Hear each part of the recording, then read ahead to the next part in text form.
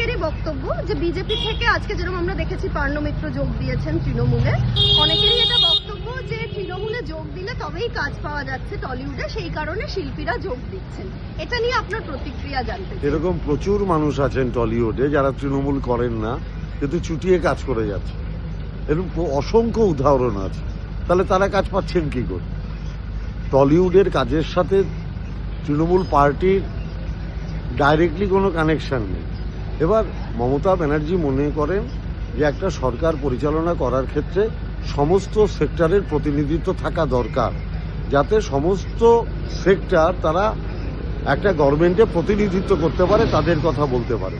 তার জন্য হয়তো ফিল্ম ইন্ডাস্ট্রির অনেকে তৃণমূলের প্রার্থী হয়েছেন, এমপি হয়েছেন, এমএলএ হয়েছে। ঠিক তেমনি নাটকের জগতের থেকেও হয়েছে, বুদ্ধিজীবীদের থেকেও অনেকে হয়েছে, ট্রেড ইউনিয়ন থেকে হয়েছে। বিভিন্ন স্তরের প্রতিনিধি মমতা ব্যানার্জি সরকারে আছে। অতএব এটা যারা বলেন তারা হতাশ হয়ে কথাগুলো বলেন, তাদের জন্য আমার সহানুভূতি রইল। কিন্তু তারাও নিজেরা জানেন যে প্রচুর মানুষ এরকম আছে যারা তৃণমূল করে না কিন্তু মাথা উঁচু করে টলিউডে কাজ করছে।